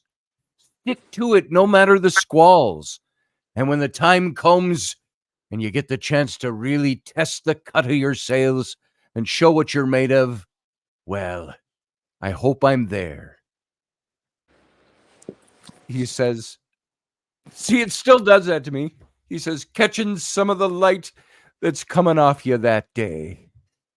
And it's a big emotional thing for me. And it is for Sam. And so what he wants me to do is take a line from that. And he wants that put on his chest. You got the makings of greatness in you. And to take that line as a phrase, and I want to do it in not just plain old lettering. I want to do it in lettering like if you look at the Wicked Women logo that's in your graphic there, with letters like that have shading around the edges and things like that. I want to do that across right in here for him.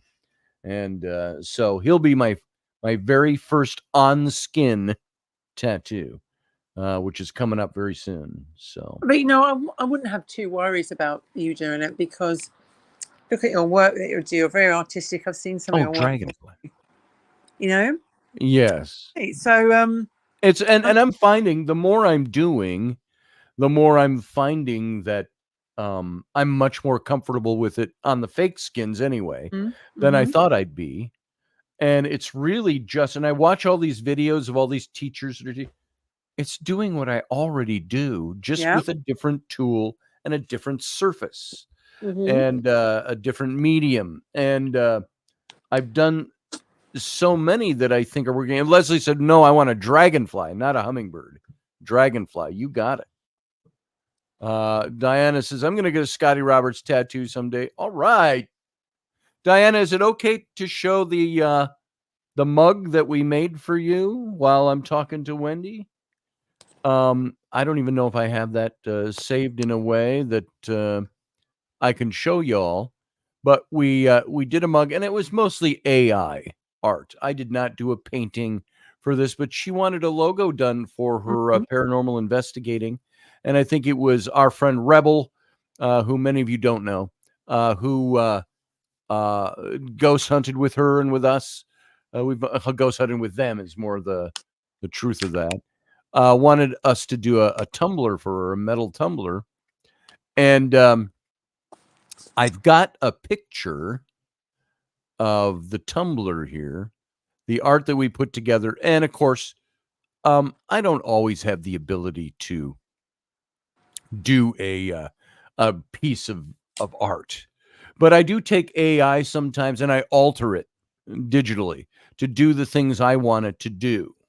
So if I were to look at this, Tulude's tumblers, let me find this for you. I want to show you what we did for Diana. I would love it. And The Dark Huntress, actually. yeah, we'll have to do one for Dark Huntress. I'd like that. Let's see. I'm looking for Diana in my mix. Diana Atkinson. Here it is. She calls herself the Solitary Spectre Hunter. And I'll show you a couple of different pieces of art. It's got the we've got the mock-up we did to get it approved by Rebel, and then the Tumblr art I'll show you. And I got to open these, and of course I can't import them as just JPEGs, so I've got to save them as PDFs. And so this one is I'm going to save this as a PDF. And so Diana, I had to go find pictures. I know what she looks like, but I had to go find pictures of her to see how her hair was styled, what that might do, and all of that in order to create this art, because I wanted it to really favor her. And I took a photograph of her with the cap that she was wearing. And Diana says, my friends say you made me look sexy. I'm an old tomboy, she says. Well, you are sexy, Diana. So, but you do that. You'll make us all look good, and the work that you do looks amazing. Well, you look sexy too. I can't even improve you, Wendy. The thing is, the Dark Huntress, it blew my mind because your work is being seen all over the UK, and it's cool. And people go, I love your logo, it's so brilliant. And I go, yeah, it's Scotty Roberts. And thank you. We did the Robin of Sherwood stuff years ago. Yeah. And that was fun. Because people like Jason Connery, Mark Ryan, Ray Winstone, and people like that all saw that. And all I like Ray Winstone. Who doesn't? Who doesn't? I like him. He played King Saul in a miniseries on King David, biblical character. Here we go. This is, I'm going to take this down. There's the Tumblr art I did for Diana. And what I did was I said, I want a silhouetted woman, figure standing with light behind her in a dark, haunted house looking thing. And so I got the basic art, and the head, I totally replaced the head. I took her photograph, but I left her face dark so she'd be silhouetted, but show the light shining through the blonde hair. And she had on a cap, and I can't even remember what the cap says, and I can't make it out on this picture. It's really good. Really good. Well, thank you. But it's more greens and blacks that show up in this. And then I did, this was the mock-up. Every time we design a mug for somebody, we do a mock-up, and I send them the mock-up and saying, this is what your mug is going to look like. A tumbler, more accurately, a 20-ounce metal tumblers. You've How all much seen are them. your tumblers, Scotty? They generally run between $25 and $30, depending on the lids, and that's retail. They cost us about $10 a piece to buy them. You think about another $4 to $5 for the materials to print them and imprint them. For sure. And then so it leaves a little bit of a profit margin. Yeah, we'll have to see, because I would love to have 2 tumblers for the Dark Huntress. Oh, we can get those done. I know people. Well, it's not what you know, darling. It's who you know, right? That's right. Here is, by the way, this is the mock-up we do to show what the tumblers will look like once they are finished. I'm going to take this my Sunday morning strip off of there. There we go. So here's what the tumbler looks like. And so it would look like that. Metal really tumbler and the wraparound art. So if it's a Scotty Roberts, you know it's going to be a good one. it's not original artwork. I will tell you that.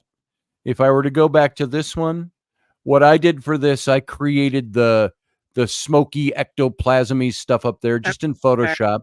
I just drew with lines and squiggled, and then I faded them and I blurred them and made them look a little glowy at spots. So that's all just digital art. And then of course the solitary Spectre Hunter is just typesetting, and the Diana is just type.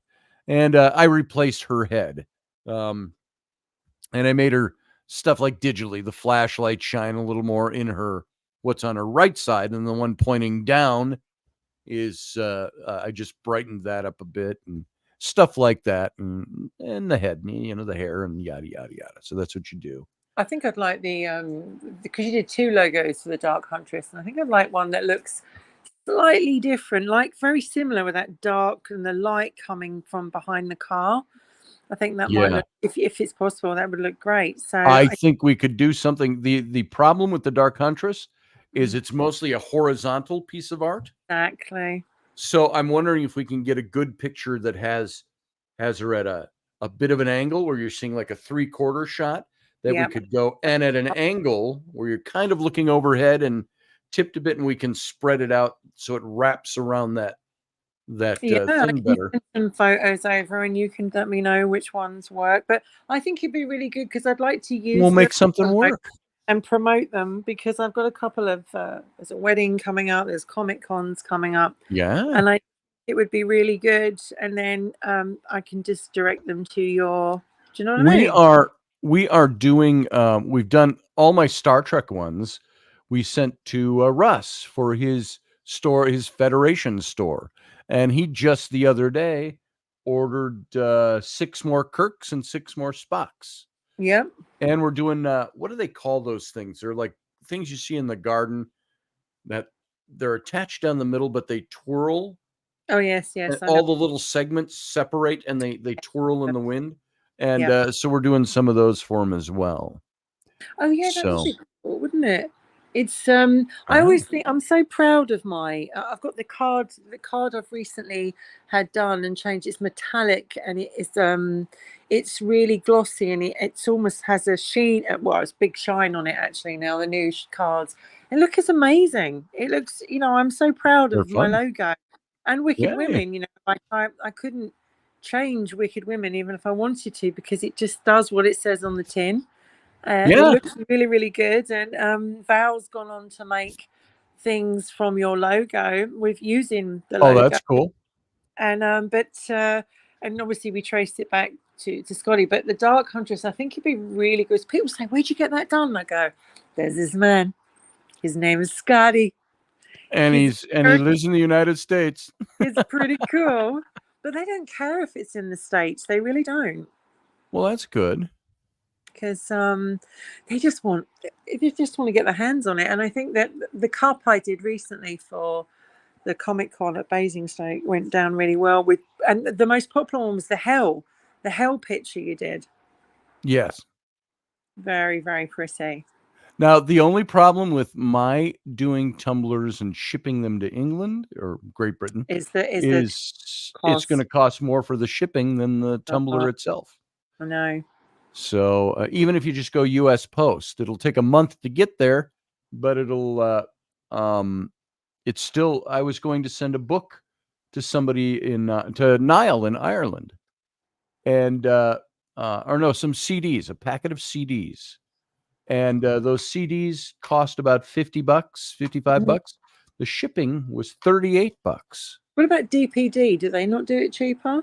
I don't know. I'd have to look into it some Because more. I've used DPD to send parcels out to the States, and it's worked out.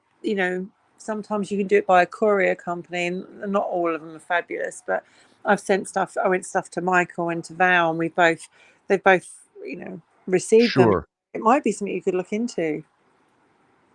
Yeah, I'll have to look into that. But I will which I haven't done. So I will chat with you tomorrow because we need to sort out the show for Tuesday because I'd like to get another R&R under there. say that again. I was reading Elderberry's comment, and I was going to comment. What about R&R Tuesday? Tuesday, Yes. yep. I will. What's a good time to call you tomorrow? Let's do it, and we'll talk tomorrow, and we'll figure out Tuesday's Robertson. Is there a good time to call you tomorrow? Tomorrow? No, anytime. It's Okay. usually I'm sitting here.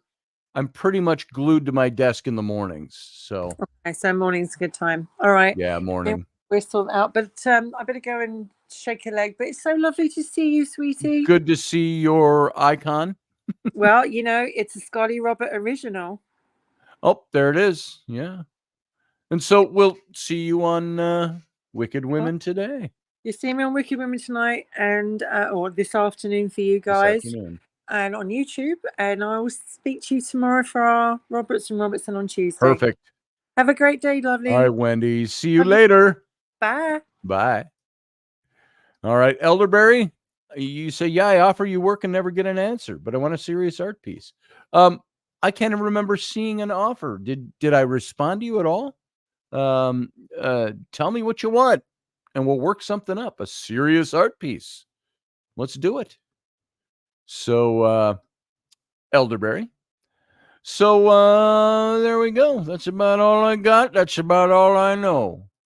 So we're going to get out of here. We've been going a couple hours. Thank you all for being here. And thank you for being part of this show. Thank you again, Leslie. Also, thank you, Scott Allen. That all counts and matters, and I appreciate that. So what have I got? That's it. I will talk to you all you guys soon. Remember, tomorrow is Intrepid Radio, or the Intrepid broadcast now. 9 p.m. Central, 10 p.m. Eastern, and you can go all the way down the line to 7 p.m. Left Coast time. So all of you have a great day. I thank you for being here. I appreciate it. And we will see you tomorrow. Have a great, fun rest of your day. Talk to you soon. Live long and prosper.